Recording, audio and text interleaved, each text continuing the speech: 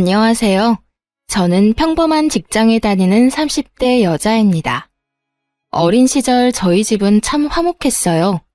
사춘기 시절 반항기조차 미미하게 지나갔을 만큼 애정 가득한 집안이었죠. 그렇게 10년 전 제게 닥친 불운은 너무도 참혹하다고 느껴졌어요. 그날은 여느 날처럼 학원이 끝난 저를 엄마가 데리러 왔어요. 집으로 돌아가는 길 차사고를 당했어요. 정신을 잃기 전 나눈 마지막 대화가 여전히 선명해요. 엄마, 나 너무 아파. 너무 무서워. 지희야, 괜찮아. 괜찮을 거야. 나중에 알고 보니 이웃분께서 사고를 목격해 빠르게 조치를 취해준 덕에 저는 늦지 않게 치료를 받을 수 있었어요. 회복을 위해 한동안 병원에서 지내야 했지만 그건 괜찮았어요. 그러나 저는 정신을 차린 뒤 마냥 안도할 수 없었어요. 왜냐하면 엄마는 이미 세상을 떠난 뒤였으니까요. 그 충격이 너무 커 저는 몸이 회복된 후에도 완만한 생활은 할 수 없었어요. 외상 후 스트레스 장애가 생겨 사고가 나기 전처럼 지낼 수 없었거든요. 저는 차에 올라타기만 해도 온몸에 땀이 송글송글 맺힐 정도로 극도의 긴장감을 느꼈기에 장거리를 차로 이동한다는 건 꿈도 못 꾼 채 지냈어요. 그래도 남은 가족들 덕에 저는 서서히 일상을 찾아갈 수 있었어요. 그리고 엄마를 사고로 떠나보낸 지 7년쯤 되었을 때 예비신랑을 처음 만났답니다. 예비신랑이 이직을 해 제가 다니던 회사에 저의 상사로 입사하게 되었죠. 안녕하세요. 김성훈입니다. 앞으로 잘해봅시다. 네, 최지희입니다. 잘 부탁드려요. 지희 씨는 좋겠네. 이렇게 잘생기고 능력 있는 상사도 만나고. 이렇게 멋지고 아름다우신 분들과 함께 근무하게 되어 제가 영광입니다. 팀장님은 평소 남직원의 칭찬을 자주 하던 분인지라 한 귀로 듣고 한 귀로 흘리는 편이었지만 이번만큼은 공감이 가더라고요. 뿐만 아니라 저를 콕 집어 말한 것도 아닌데 예비신랑의 말에 괜히 얼굴이 붉어지기까지 했죠. 아마도 저는 예비신랑을 보고는 첫눈에 반했던 것 같아요. 예비신랑은 당시 제 시선에선 완벽에 가까운 사람이라 생각했어요.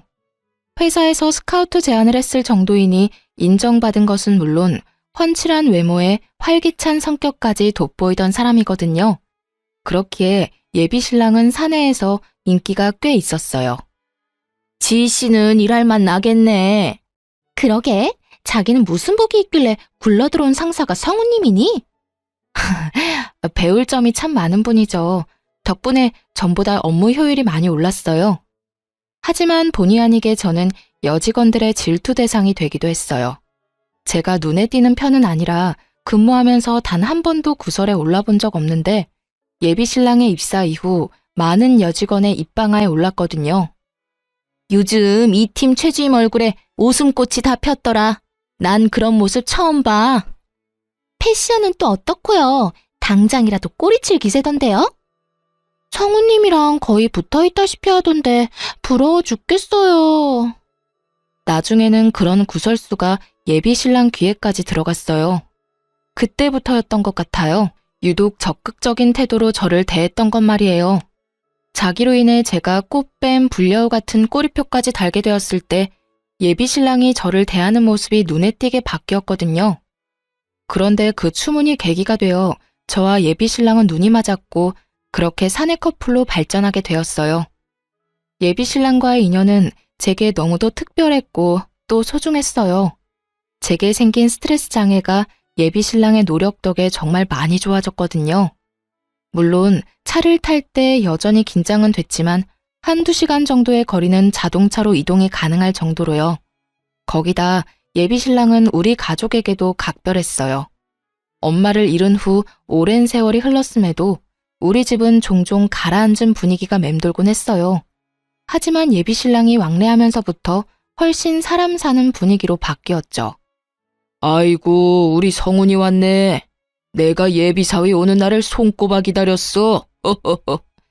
아빠도 참, 그렇게 부담 주지 마. 자꾸 그러면 우리 집에 놀러 오고 싶겠어? 저도 아버님 뵙는 날만 손꼽아 기다렸는데 통했네요. 자기야, 부담이라니. 난 너무 감사하고 좋아. 친정아빠는 언제나 예비 신랑과 함께 보내는 시간엔 들떠 있었어요. 딸들만 있어서 아들이 있다고 느껴지는 순간이 기쁘다고 했죠. 제 예비 시부모님도 참 따뜻한 분이었어요. 저를 처음 봤을 때부터 상냥히 대해주셨고 엄마를 잃은 제가 안타깝다며 잘 살펴주었답니다. 특히 예비 시모가 제게 신경을 많이 써주었어요. 어딜 가든 뭘 하든 저를 챙겨 함께하곤 했어요. 저는 그런 예비 시모에게 깊은 감사를 느꼈죠. 결혼만 안 했다 뿐이지 양가 부모님 모두 우리를 이미 가족과 다름없이 대했어요. 그렇기에 내 생에 이런 감사한 인연이 또 있을까 싶을 만큼 저는 예비 신랑에 대한 감정이 나날이 깊어갔죠. 딱 하나, 제게 남은 시련이 있다면 차를 타는 것은 어느 정도 나아졌다고 해도 여전히 운전대를 잡는 건 어려움이 크다는 것이었어요. 그 탓에 저는 제 차가 있었음에도 사고 이후 단 한 번도 몰아볼 수 없었어요. 이 이유로 차를 팔까 수없이 고민했던 적도 있었지만 제 첫 취직 선물로 부모님께서 선물해 주신 거라 쉽지 않았어요. 더군다나 그 차는 친정엄마가 직접 골라준 거였거든요. 예비신랑도 제게는 소중한 자동차임을 알고 있었던 터라 저를 대신해 관리를 도맡아 해주었죠. 하루는 예비신랑이 뜻밖에도 제 차를 빌려주라고 부탁을 하더군요. 자기야, 자기 차 말이야. 내가 며칠만 좀 타고 다닐 수 있을까? 갑자기 왜? 차에 무슨 문제라도 생겼어? 아니, 점검을 맡겼어. 내 차가 이제 오래됐잖아. 그래서 그런지 이번 기회에 이것저것 살펴보자고 하더라고. 하긴 아버님께서 타시던 차라고 했잖아. 내 차라도 괜찮다면 나는 좋아. 저는 흔쾌히 수락했고 예비신랑이 편히 타고 다니도록 며칠 보험까지 들어주었어요. 길어야 사나흘 타는 정도라고 해도 꼭 필요하다고 생각했거든요. 예비신랑은 큰 부탁을 들어준 게 아닌데도 진심으로 고마워했어요. 그리고 며칠 뒤 차를 돌려받기로 한 날이 되었는데 밤이 다 되도록 예비신랑이 차를 가지고 오지 않는 거예요. 연락도 되지 않아 얼마나 마음 졸였는지 몰라요. 이런 제 마음을 아는지 모르는지 예비신랑은 한참 후인 밤 12시가 훌쩍 넘어서야 연락이 오더군요. 왜 이렇게 연락이 안 돼? 얼마나 걱정했는 줄 알아? 미안해. 가볍게 저녁만 먹고 파하기로 했던 자리가 갑자기 술자리로 바뀌는 바람에 연락을 바로 못했어. 술? 오빠 지금 어딘데? 운전은 어떻게 하려고 술을 마셔? 술을 마셨다는 말만으로도 불안이 엄습했어요. 워낙 운전에 관한 일이라면 예민하던 저라 감정에 휘말리지 않게 이악 물고 참았어요. 하지만 곧 이어진 예비신랑의 말에 치밀어 오른 화를 주체하지 못했어요. 자기야, 실은 숨김없이 솔직하기로 약속해서 털어놓는 건데. 뭐야? 무슨 사고라도 쳤어? 왜 그렇게 밑밥을 깔고 그래, 불안하게. 대리를 부르는 대신 친구가 대신 운전을 해줬어. 그런데 정말 그 애는 맥주 2잔 정도밖에 안 마셨거든. 취기 하나 없이 멀쩡했는데 하필이면 음주운전 단속을 하고 있지 뭐야. 뭐? 그럼 지금 술 마신 사람한테 내 차를 맡긴 채 오빠까지 타 있었다 이거야? 진짜 미쳤어? 미안, 내가 차는 내일 가져다 줄게. 오빠 정말 생각이 있는 거야 없는 거야? 내가 믿고 빌려줬으면 실망을 시키지 말아야지. 어떻게 음주운전인 걸 뻔히 알면서 운전대를 맡겨? 아니, 운전을 정말 잘하는 친구기도 하고 또 맥주 조금 마신 건 사실 술 마신 것도 아니잖아. 예비신랑은 핑계댈 구실을 찾는 듯 했지만 이게 그런다고 그냥저냥 넘어갈 수 있는 문제인가요? 저는 다음날 예비신랑이 우리 집 앞으로 차를 몰고 오자마자 블랙박스 확인을 해보려고 했어요. 그런 저에게 서운하다며 화를 내더군요. 최지, 너 나 못 믿어? 뭘 알고 싶어서 블랙박스까지 확인하겠다는 건데. 못 믿을 행동을 먼저 했잖아. 오빠가 음주운전을 한 건지 확인하려고 그런다 왜? 그리고 왼편 문짝 긁힌 자국 안 보여? 어떻게 된 건지 직접 확인해야 할 거 아니야. 아, 그래. 내 친구가 차 빼다가 조금 긁어먹었다. 내가 수리해 줄게. 그럼 될 일을 왜 이렇게 유난이야? 저는 언성을 높인 예비 신랑을 뒤로 한 채 블랙박스를 켜 차를 빌려줬던 날부터 살펴보기 시작했어요. 그리고 곧 또 다른 사실을 알게 되었죠. 예비 신랑이 제 허락도 없이 차를 그 친구에게 빌려주기까지 했더군요. 알고 보니 자기 차를 정비소에 맡겼다는 것부터 거짓이었어요. 제게 차를 빌릴 구실일 뿐이었던 거예요. 몰래 제 차를 빌려준 것도 모자라 긁어먹고 또 음주운전까지 맡겼던 겁니다. 저는 이 모든 상황에 열이 뻗쳐 예비 신랑을 쥐잡듯 잡아댔어요. 정말 너무하다는 생각 안 들어? 나한테 이 차가 어떤 차인 줄 몰라? 빌려주고 싶거든 오빠 차를 빌려주던가. 거짓말까지 치면서 이랬던 이유가 뭔데? 이러면서 뭐? 유난이라고? 자기야, 내가 미안해. 정말 진심으로 잘못했어. 그러니까 진정하고 이야기하자, 응? 나 무시하고 버린 이 상황에 진정 같은 소리 하고 있네. 일은 능력껏 척척 잘도 하는 사람이 이런 사리분별도 못하는 게 말이나 돼? 도대체 왜 이러는 건데 왜? 자기야, 무시라니 절대 그런 것 아니야. 그날 제게 용서를 빌겠다며 음주운전을 했던 그 친구까지 제 앞에 데려와서는 다시는 이런 일 없을 거라고 빌더군요. 거기다 둘이서 책임지고 제 차를 수리해 놓겠다고 약속했죠. 물론 그런다 해도 제 화가 쉽게 누그러지진 않았어요. 다만 이번 일을 통해 예비 신랑이 생각을 고쳐먹겠구나 싶었어요. 실로 그날 이후 차에 관련해서는 좀 더 신중하려는 모습을 보여줬어요. 그래서 제게는 하나의 사건이라고 표현해도 될 만큼 문제의 날이었지만 더는 책잡지 않고 넘어가기로 했어요. 그 후 6개월쯤 지났을 때 저희는 양가 부모님께 결혼 허락을 받았고 얼마 지나지 않아 상견례까지 하게 되었어요. 그렇게 본격적으로 결혼 준비를 하기 시작했죠. 그런데 모든 과정에서 어찌나 엄마 생각이 나던지 평소 잘 꾸지도 않는 꿈에 여러 번이나 엄마가 나올 정도로 사무치게 보고 싶더라고요.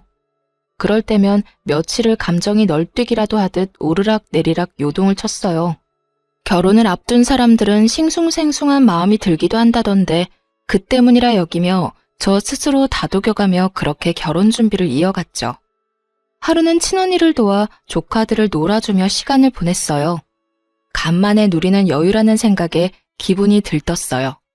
그런데 친언니가 툭 던진 몇 마디에 깊은 고민에 빠졌습니다. 지희 너 아직 운전할 생각 없어? 갑자기 그런 건 왜 물어? 언니도 알잖아. 나 아직 운전은 무리라는 거. 그래도 결혼하면 금방 아이도 생길 텐데 괜찮겠어? 꼭 운전해야 할 필요는 없는 거 아니야? 애엄마라고 다 운전하는 것도 아니고 말이야. 꼭이라기보단 엄마가 운전할 수 있다는 게 육아엔 정말 큰 도움이 되거든. 언제가 됐든 운전할 마음이 조금이라도 있는 거면 지금부터 연습해보는 건 어떨까 싶어. 친언니의 말을 부정할 수는 없더라고요. 친언니뿐 아니라 주변에서도 운전하는 엄마들을 심심찮게 볼 수 있으니까요. 더군다나 남편이나 저나 적은 나이는 아니니 1년 정도만 신혼을 즐기고 바로 아이를 낳고 싶었어요. 그러니 친언니의 말에 절로 동요되었죠. 고심 끝에 저는 운전대를 잡아보기로 결정했어요. 못한다고 안 하면 평생 끝내지 못한 숙제로 남을 것 같았거든요. 그래서 친정아빠에게 운전 연수를 부탁했어요. 아빠, 나 운전 연습을 시작하려는데. 그게 정말이야? 그래, 이제 용기 내서 도전해봐야지. 잘 생각했다. 그치? 그래서 말인데 아빠가 좀 도와줘요. 잘 생각했다고 격려하던 아빠는 도와달라는 말에 적잖게 놀란 듯 보였어요. 말까지 더듬으며 말을 이었죠. 내가? 전문가한테 배우는 게 어떨까? 안전을 최우선으로 생각해야지. 아빠랑 몇 번만이라도 같이 연습해보고 자신감 조금 붙으면 그땐 학원 등록해서 연습할게.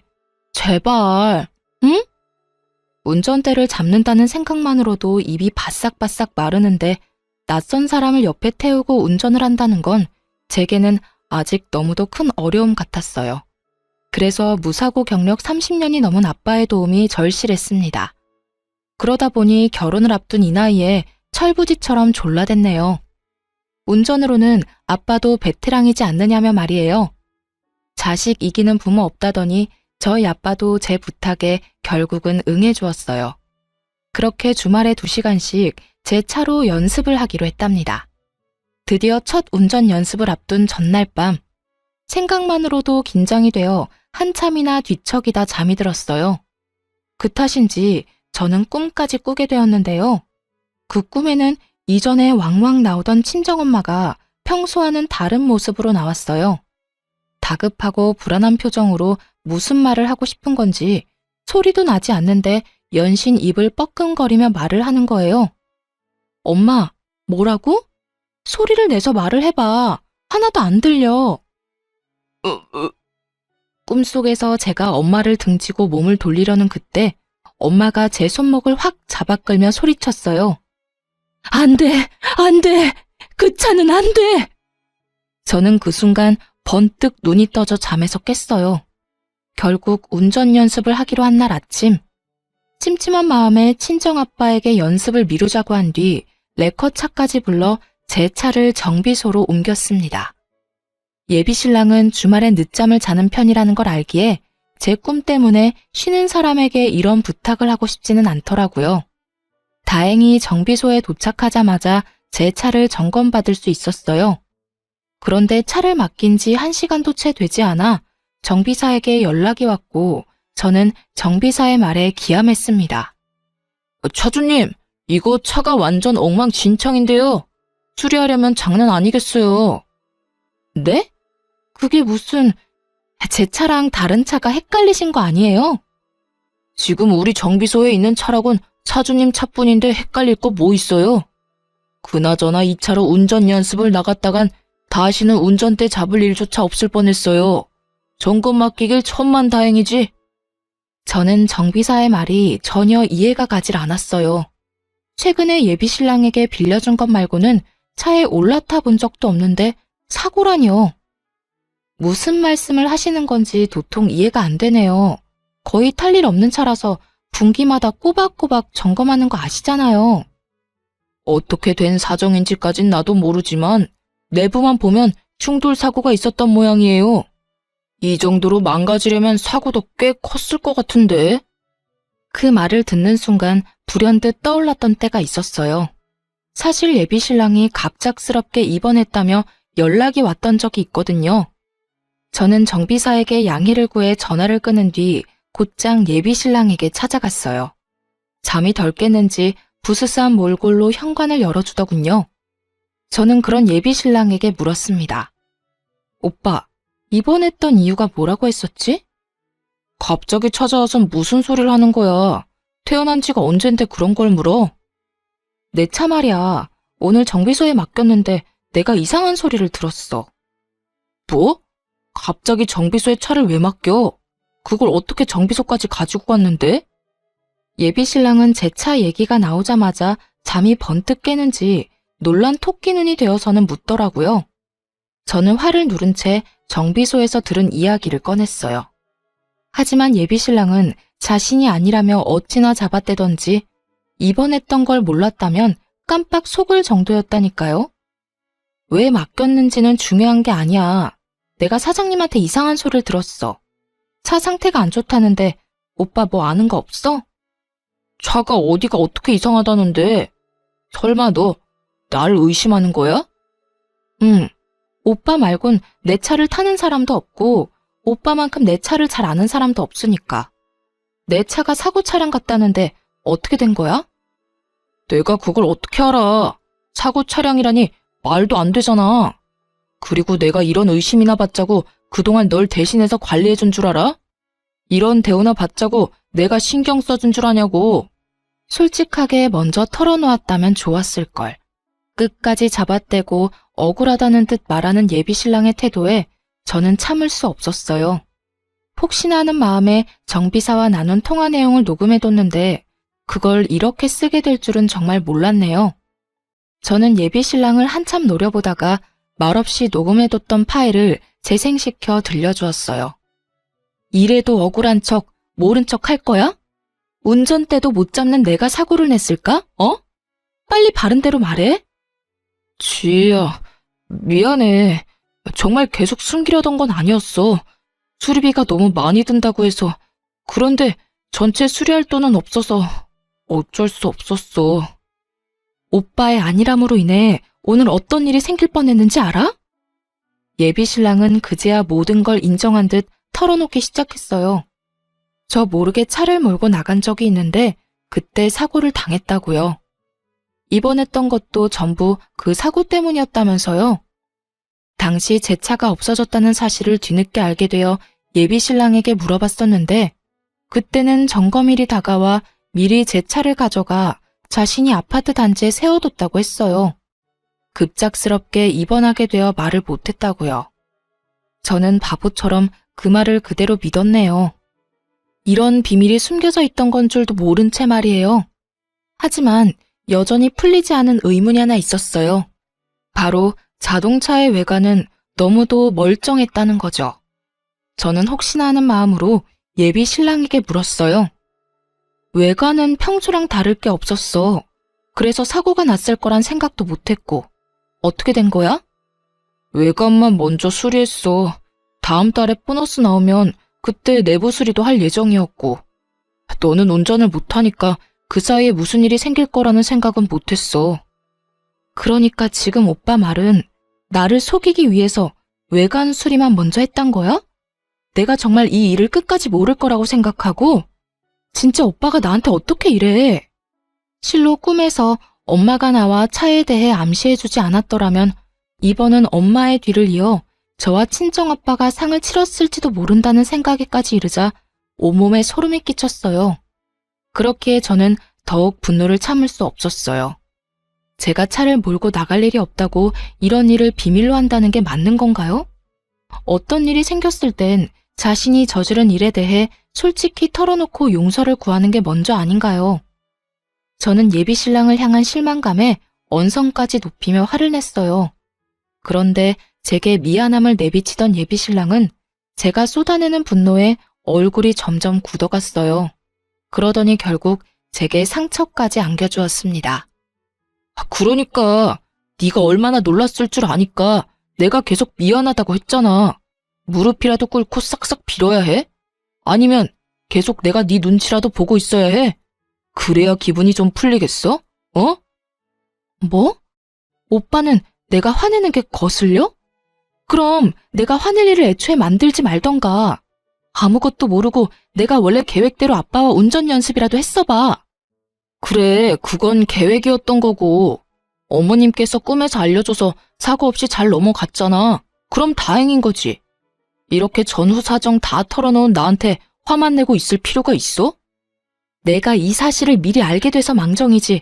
몰랐으면 나나 아빠나 이미 이 세상 사람이 아니었을지도 모르는데 그런 말이 나와? 내가 화내는 것만 기분 나쁘냐고. 아니, 그래서 누가 사고 났어? 그런 것도 아닌데 왜 오버야? 미안한 마음 싹 사라지게 왜 이렇게 성질나게 하냐 넌? 점점 뻔뻔하다 못해 못나게 구는 예비 신랑의 언행에 정이 다 뚝뚝 떨어졌어요. 말로는 안 되는 사람이란 걸 온몸으로 느꼈기에 지금의 제 감정을 딱 10분의 1만큼이라도 느끼게 해주고 싶어졌어요. 그래서 예비 신랑의 삐까뻔쩍한 차로 다가가 사이드미러를 아작냈어요. 예비 신랑은 외제차를 몰았는데 워낙 차를 좋아해 공들여 관리했죠. 적잖게 놀랐는지 급히 뛰어와 저를 뜯어말리며 노발대발했어요. 너 진짜 미쳤어? 지금 내 차에 뭐 하는 짓이야? 너 이거 수리비가 얼만 줄은 알고 이러는 거야? 내가 알게 뭐야? 너도 한번 당해봐. 이거 놔. 이거 안 놔? 이 정신 나간 게 너 같으면 놓겠냐? 이런 식으로 복수하는 거야 뭐야? 너 원래 이렇게 무식한 애였어? 질리게 왜 이래? 무식? 나도 일자 무식한 너랑은 미래를 약속할 가치도 없어. 당장 파혼해. 당장! 저의 파혼 선언에 예비 신랑이 벙찐 틈을 타 그의 손을 뿌리치고는 그 길로 택시까지 잡아타고 예비 시댁으로 향했습니다. 갑작스러운 제 방문에 예비 시댁 식구들은 꽤 놀란 듯 보였어요. 네가 연락도 없이 무슨 일이니? 급한 일이라도 있는 거야? 어머님, 아버님, 저 오빠와 파혼하겠습니다. 이 말 하러 왔어요. 이게 다 무슨 소리야? 너희 싸웠냐? 지희야, 파혼이라니? 결혼 앞두고 왜 이러니? 저는 더 할 말 없어요. 정 궁금하시면 오빠한테 직접 물어보세요. 제 의사를 표명한 뒤 예비 시댁을 나서기 위해 현관을 향해 걸어가는데 예비 시부모님께서 다급히 일어나서는 저를 붙잡았어요. 그 이유는 예비 신랑에게 전해 들은 바도 없고 또 이리도 무례한 태도로 파혼까지 운운했다는 거였어요. 그런 말을 쏟아내는데 어찌나 밉던지 저는 욱하는 마음에 소리치고 말았습니다. 지희 너 우리 무시하니? 파혼이 애들 장난이야? 이유를 말해야 우리도 생각이란 걸 해볼 것 아니야? 애들 장난이 아니니까 하겠다는 거예요. 당신의 아들 때문에 오늘 나와 내 아버지가 하마터면 이승과 작별할 뻔했다고. 그래서 끝이에요. 알겠어요? 제 말에 무슨 뜻이냐며 묻는 예비 시부모님을 뒤로 한 채 저는 그곳을 나와 집으로 돌아갔어요. 하지만 파혼 선언을 했다고 모든 게 끝난 건 아니었어요. 예비 신랑이 수차례나 찾아와서 파혼할 수 없다며 반대했거든요.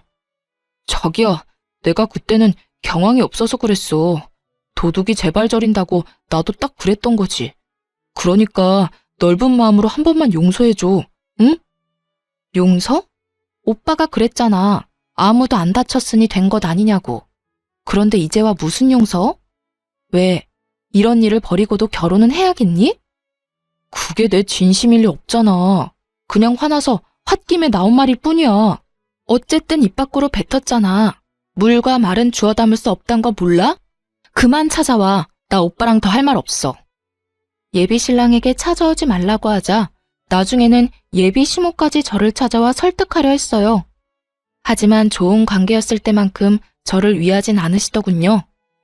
지희야, 우리가 좀 돈독했니? 나도 다 이야기 들었어. 네가 얼마나 놀랐겠니? 어떤 마음이었을지 충분히 이해한다. 내가 그 사실 알고 아주 혼쭐을 냈어.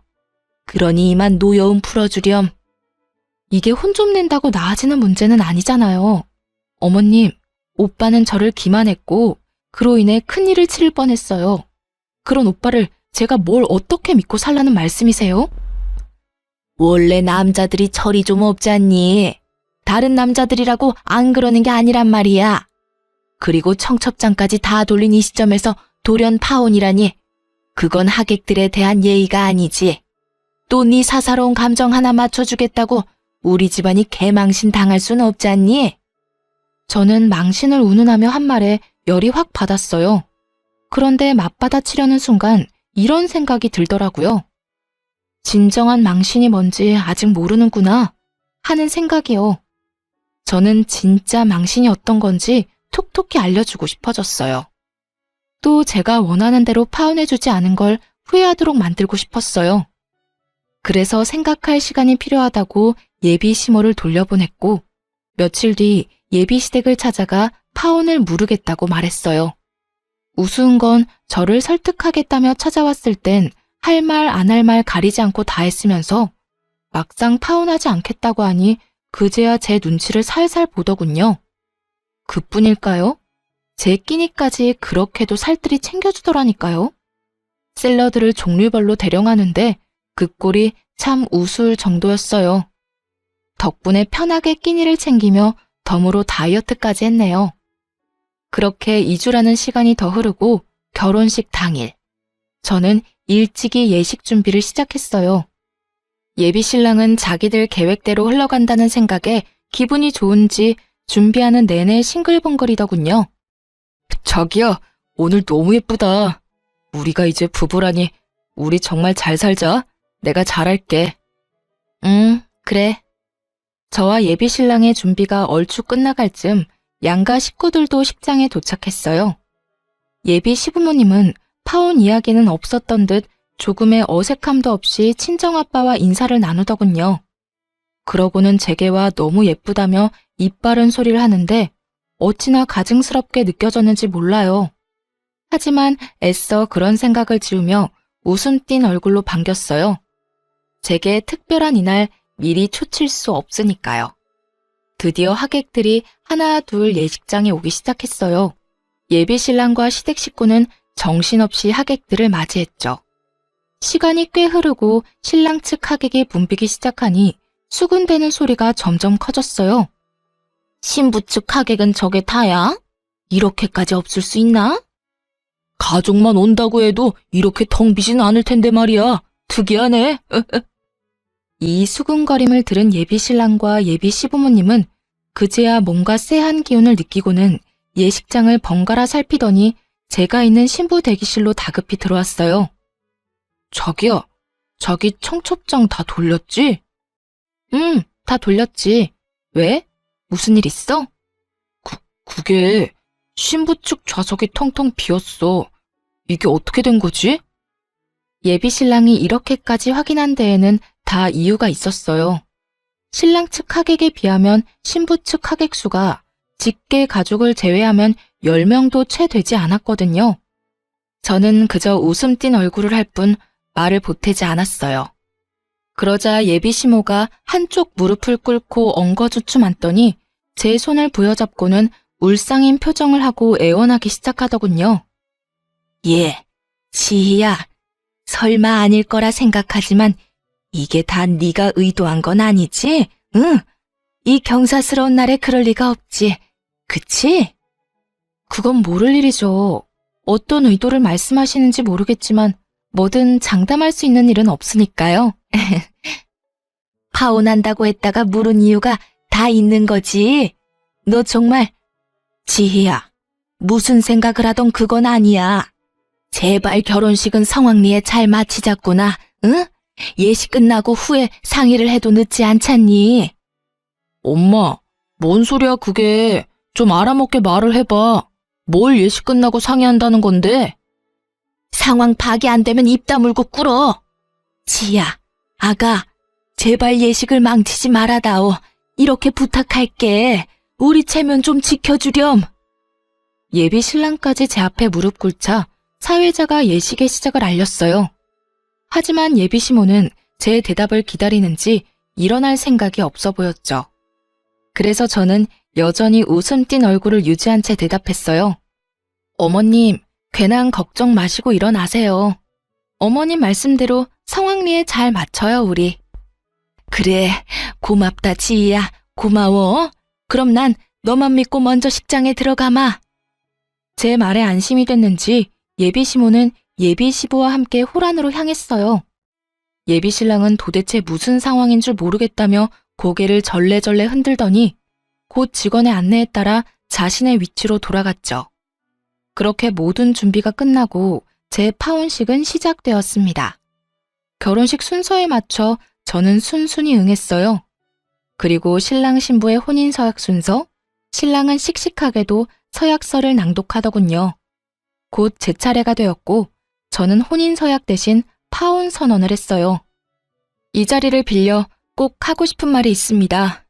저는 제 연인인 성훈 씨와 파혼하고자 합니다. 자기야, 이게 무슨 소리야. 뭐 하는 거야? 얼마 전 저는 파혼을 하겠다는 의사를 밝혔지만 어머님께서 결혼 소식을 알린 상태에서 파혼 소식을 전하는 건 개망신이라며 극구 반대하셨습니다. 그래서 성훈 씨 가족들을 대신해 제가 직접 이 자리에서 표명합니다. 말을 마친 저는 예비 신랑의 뺨을 내리치는 것으로 피날레를 장식했습니다. 제 파혼 발표에 예비 시댁 식구들은 사색이 되었어요. 뒤늦게 정신 차린 예비 시모는 뭔가 잘못된 거라며 고래고래 소리쳤지만 신랑 측 하객들은 하나 둘 자리를 떴어요. 예비 시모는 이럴 순 없다며 땅을 치며 한탄했지만 이미 늦은 후였죠. 저는 그 사이 예비 신랑에게 예식 비용 청구서까지 집어던지고는 유유히 예식장을 나왔네요. 사실 예비 시부모에게 파혼하지 않겠다고 이야기한 날 오전, 저는 모든 하객에게 파혼하게 되어 결혼식이 무산되었음을 미리 알렸어요. 그 후 정말 친한 친구에게만 파혼식에 자리를 좀 채워달라고 부탁했던 거였어요. 그래야 모양새가 그럴싸할 테니까요. 홀가분한 마음으로 집에 돌아오니 그제야 전화가 불나게 왔어요. 하지만 저는 가족들에게 상황을 알리고 전원을 꺼버렸어요. 그러자 다음날 전 남친은 저의 집까지 찾아왔더군요. 문을 열지 않으면 부수고 들어올 기세로 제 이름을 고래고래 부르며 행패를 부렸어요. 저는 이제 정말 관계의 종지부를 찍기 위해 맞섰죠. 남의 집에 찾아와서 곱게 기다릴 것이지 왜 무식하게 행패야 행패는. 내가 오빠 무서워서 문 걸어 잠그고 모르쇠 할까봐? 야, 내가 그렇게 비위 맞추면서 잘해줬는데 결혼식을 그딴 식으로 망쳤어야 했냐? 네 막장 연극 때문에 우리 가족은 창피해서 이제 어디 다닐 수가 없게 생겼다고. 알아? 그러게, 내가 우리 관계 끝이라고 파혼하자 할 때 인정하고 좋게 끝냈으면 그런 일도 없었겠지. 오빠도 오빠네 식구도 나를 쥐락펴락하려다 그 꼴 난 거라는 걸 아직도 몰라? 너, 내가 명예훼손으로 신고할 거야. 어디 언제까지 큰 소리 칠 수 있는지 한번 보자고. 어디 할 수 있으면 해봐. 나도 오빠 성괴죄로 고소하면 그만이야. 맞고소 당하고 싶으면 해봐. 해보자고. 뭐? 송괴죄? 타지도 못하는 차 좀 망가진 걸로 찌질하게 왜 이래 진짜. 그깟 차 수리비 주면 될 거 아니야 주면. 내가 저번에도 말했지. 보너스 나오면 고쳐준다고. 괜히 트집 잡을 거 없으니까 차 들먹이는 거 누가 모를 줄 아냐? 전 남친은 제가 맞고소 이야기를 하고부터 분개해서는 입에 담기 거북한 말들까지 쏟아냈어요. 하지만 저는 아랑곳하지 않고 태연스럽게 말했어요. 차 들먹인다는 소리에서 하는 말인데 10년 전에 지금 같은 교통법이 있었다면 너 같은 자식은 방조죄로 처벌받았을 텐데 참 아쉬워. 그치? 그건 또 무슨 말도 안 되는 소리야? 내가 방조죄로 처벌받을 일이 뭐 있다고 정신 나간 소리까지 짓거리는 건데 너 진짜 돌았냐? 제 말의 의미를 모른 채 광분에서는 오만상을 하고 난리를 쳤어요. 저는 그런 전 남친의 꼴 같자는 모습을 봐줄 수 없더군요. 그래서 조용히 핸드폰을 꺼내 들고는 한 파일을 재생시켰어요. 금방이라도 저를 어떻게 할 것처럼 위협적이던 표정과 행동이 일순간 사그라들더니 곧 전 남친의 낯빛이 창백해졌어요. 네가 이걸 어떻게 가지고 있어? 세상에 평생 가는 비밀이 어딨겠어. 이래서 나쁜 짓 하고 못 사는 거야. 결국 이렇게 다 들통나니까. 그 녹음 파일은 10년 전 엄마와 제가 타고 있던 차가 사고 났을 당시 나오지 않았던 증거자료이자 교통사고를 낸 가해자의 대화가 담긴 파일이었어요.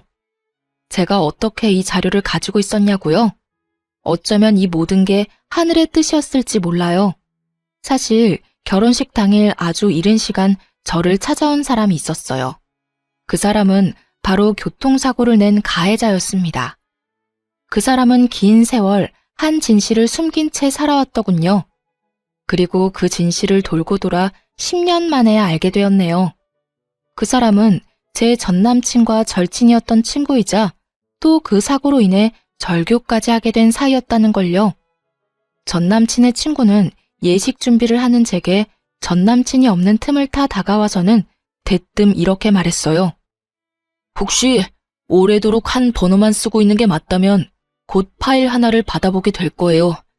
부디 꼭 예식장에 들어가기 전에 확인하시고 이 결혼에 대해 심사숙고해 보길 바래요. 그러고는 제가 무슨 말을 하기도 전에 홀연히 사라졌어요. 정말 그 사람의 말처럼 곧 문자로 파일 하나가 왔고 저는 화장실을 핑계로 짬을 만들어 파일을 확인했어요. 아주 낯익은 전남친의 목소리와 낯선 목소리가 번갈아 흘러나왔죠. 성훈이 너 정말 그 여자랑 결혼까지 할 작정이야? 무슨 질문이 그러냐? 내 결혼 계획에 문제라도 있는 것처럼? 너랑 교제하고 있는 그 여자 10년 전 우리가 낸 교통사고 피해자 중 한 명이잖아. 그 여자는 이 사실을 알고는 있어? 야, 알고 있으면 우리가 연애를 어떻게 하냐? 너 어디 가서 이런 말 하지 마라. 알겠냐? 그리고 우리라니 난 그냥 네 옆에 앉아 있었을 뿐이잖아. 말 조심해. 야, 말은 똑바로 해야지. 그때 네가 장난친다고 핸들을 오른쪽으로 잡아당기는 바람에 충돌한 거 잊었어? 평생 죄스러운 마음으로 살아도 모자랄 판국에 그 여자랑 결혼이라니. 정말 사랑해서 결혼하려는 건 맞아? 성훈이 너 도대체 무슨 생각인 거야? 이 맹추 같은 게, 넌 이 나이 먹도록 사랑 타령이냐? 걔 엄마 앞으로 돈이 꽤 나왔는데 자식들한테 그 돈을 분배해줬더라고. 근데 내 여친이 재테크로는 기가 막히거든. 벌써 그 나이에 재테크로 모은 돈이 장난 아니야. 그러니 내가 과거 운운할 여유가 있겠냐? 무슨 수를 써서든 잡아서 내 옆에 앉혀놔야지. 내 여친이 곧 내 노후인데 과거 따위 너랑 나만 잊고 살면 죽을 때까지 아무도 몰라. 네, 제가 당한 교통사고의 원인은 바로 전 남친의 장난 때문이었어요. 핸들만 당기지 않았어도 아찔한 상황이 생겼을지 몰라도 제 엄마의 목숨까지 앗아가는 큰 사고는 면했을지도 모를 일이었던 거죠. 거기다 저와 결혼하려는 이유가 제가 모은 재산 때문이었다뇨. 엄마에게 배운 경제관념이 만들어준 지금의 저, 아니 그런 제가 모은 돈이라는 배경 때문에 사고 피해자라는 걸 알고도 묵인했고 또 결혼까지 결심했다니. 전 남친은 제가 만난 사람 중 가장 사악하고 끔찍한 악마처럼 보였어요. 그래서 그 자리에서 전 남친의 멱살을 잡아채 막무가내로 흔들며 난리를 쳤죠. 넌 사람도 아니야, 이 자식아. 어떻게 내가 네가 동승했던 차에 치인 피해자라는 사실을 알고도 여태 모른 척하고 나와 내 가족을 속일 수 있어? 이건 오해야. 아니, 모함이라고. 내가 저런 말을 했을 리 없잖아. 그럼 오빠 목소리와 똑같이 흘러나오는 저 사람은 뭔데? 뭐냐고. 아니라고 부인을 하려거든 좀 정성스럽게라도 하던가. 저는 한참을 전 남친에게 막말을 퍼부었어요. 그래도 분이 풀리지 않아 친정 식구와 전 예비 시모에게 꼭 밝힐 일이 있으니 당장 제 집으로 와달라 연락까지 했어요. 친정아빠와 전 예비 시댁은 다 근거리였던 터라 모두 한 곳에 모이는 데까지 시간은 얼마 걸리지 않았어요. 전 예비 시모는 불쾌함을 드러내며 격양된 목소리로 저를 채근했죠. 네가 말한 밝힐 일이란 게 뭐냐? 피차 얼굴 마주하고 있을 사이는 아니니 빨리 하고 끝내. 그리고 넌 내가 가만 안 둘 테니까 각오하는 게 좋을 거야. 저는 전 남친의 만류에도 곧바로 녹음 파일을 틀었어요. 10년 전 사고를 알고도 모른 척 저와 결혼하려던 사실이 모두에게 밝혀지자 친정아빠는 분노에 전 남친의 멱살을 잡고 얼굴을 수도 없이 내리쳤어요. 잔뜩 겁에 질린 전 남친은 그제야 제 앞에 무릎을 꿇었죠. 그리고 전 예비 시모도 더 설 자리가 없게 되자 그제서야 우리 가족에게 굴복해 그들은 하루 꼬박 손이 발이 되도록 싹싹 빌어댔어요. 하지만 개버릇 남 못 준다고 비는 그 순간에도 알량한 자존심은 챙기고 싶었는지 전 예비 시모가 이러더군요. 옛날 일이고 사고를 낸 사람이 제 아들이 아니란 건 변함없어요. 당시 제 아들에게 죄를 묻지 않은 건 다 그만한 이유가 있기 때문이겠죠. 돈 때문에 지희와 결혼까지 하려 했고 그 사실을 알고도 묵과한 것에 대한 사죄를 드리는 겁니다. 지금 시시비비를 가려보자 이거예요? 어머님, 아니, 이제 아줌마라고 해야 맞나? 아줌마 죄를 묻지 않을 이유가 있던 게 아니에요. 그냥 아줌마 아들이 요리조리 잘 피해간 잠재적 범죄자일 뿐이지. 이 양반이 입만 살아가지고. 이보시오, 지금 법대로라면 음주운전 차량에 동승한 사람도 처벌 대상이라는 걸 몰라서 짓거리는 거요? 그리고 분명히 녹음 파일에 저 자식이 핸들을 꺾었다고 하잖아. 부모라면 언제고 자식 편이라지만 죄 지은 자식 두둔하는 게 옳은 거요? 남의 귀한 자식 범죄자 취급하지 마세요. 살면서 사소한 잘못도 안 하고 사는 사람이 있답니까? 그리고 벌써 공소시효도 지난 옛날 일로 왜 이렇게 구차하게 구는 건지 원. 돈 보고 비밀을 숨긴 것은 인정하지만 그날의 일은 그만 끄집어내셔요. 아, 그럼 아줌마, 이건 어때요? 당신 아들이 몰래 끌고 나가 아작낸 제 차, 사고 났던 거 숨기려고 겉만 번지르르하게 고쳐놨잖아요. 이건 어떻게 하실 건데요? 이 사람은 보너스 나오면 고쳐준다고는 했지만 파혼까지 한 마당에 제가 그 말을 어떻게 믿어요? 그냥 깔끔하게 법대로 해요. 이전에 처벌받지 못한 거 덮어두고 새로운 죄목으로 법의 심판을 받으면 되겠네요. 그건 우리가 당장이라도 변상할게. 지희야, 법이라는 게 합의가 되지 않았을 때 필요한 거잖니? 너만 괜찮다면 우리가 주마. 새 차를 바꾼다면 그 값만큼 전부 줄게. 제발 다 끝난 마당에 지저분하게 헤어지진 말아주렴, 응? 제가 지금 수리비가 없어서 이래요? 그 차는 제게 정말 소중하다고요. 10년 전 떠나보낸 엄마와의 추억이 깃든 거라고요. 그런데 당신 아들이 다 엉망으로 만들었다고. 그걸 책임지란 말이야, 그걸. 미안하다. 그건 정말 미안해. 내가 어떻게 해주면 되겠니? 법적으로 하겠다고 무섭게 굴지만 말아주렴. 부탁이야. 내 아들 파혼까지 당한 마당에 더 꼬이게 할 순 없잖니? 그제야 전 예비시모는 파혼당한 것을 순순히 인정했어요. 더 문제 삼지 못한 것 뿐이겠지만요. 그리고 더 나아가 전 남친이 망가뜨린 제 차에 대해 기존 수리비의 5배의 비용을 물어줘야 했어요. 제가 법대로 하자고 할까봐 먼저 발벗고 나서기까지 하더라고요. 법적 다툼만은 봐달라며 애원하면서 각서까지 썼으니 말이에요. 겉모습만으로는 상대를 파악하기 어렵다는데 훤칠하고 능력 있는 전 남친의 모습에 빠져 이 사달이 날 때까지 콩깍지가 씌었었구나 하는 생각마저 드네요. 지금은 파혼한 지 1년 반이라는 시간이 훌쩍 지났어요. 1년 전만 해도 전 남친의 소식이 심심찮게 들렸답니다. 우리의 파혼을 계기로 동창들 사이에서 돈 보고 결혼하려다 덜미가 잡힌 파렴치한이 된 듯 하더라고요. 제게까지 그 소문이 전해진 걸 보면 아마 전 남친은 동창회에는 얼굴 들고 다니진 못하지 싶어요. 그 소식을 마지막으로 전 남친에 관한 소식은 끊겼어요. 다시는 마주칠 일이 없길 바랄 뿐이죠. 꽤 긴 시간이 흐른 지금 저는 운전을 꽤 잘하게 되었어요. 파혼 사건을 계기로 엄마가 늘 우리 가족을 곁에서 살펴주고 있다는 것을 실감하게 되어 용기가 많이 났거든요. 제 첫 차였던 사고 차량도 잘 처분했어요. 수리비로 받게 된 비용으로 더 좋고 안전한 차로 바꾸게 되었거든요.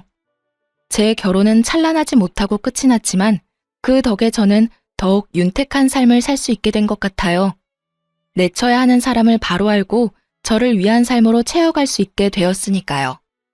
비록 쉽게 잊혀질 기억이 아니지만 결혼에 대한 부정적인 생각이 들거나 하진 않아요. 그렇기에 언젠가 정말 선한 사람을 만나 사랑을 하게 된다면 제 부모님이 아름다운 사랑을 나눴던 것처럼 저도 그런 깊이 있는 사랑을 하고 행복한 가정을 이룰 거예요. 마지막으로 하늘에서 지켜보고 있을 엄마와 먼 훗날 재회를 하게 되었을 때 엄마 덕에 내 삶은 평안했다고 고맙다고 말해주고 싶네요. 그럼 시청자분들의 안녕을 기원하며 이만 마칩니다. 긴 사연 들어주셔서 너무 감사합니다.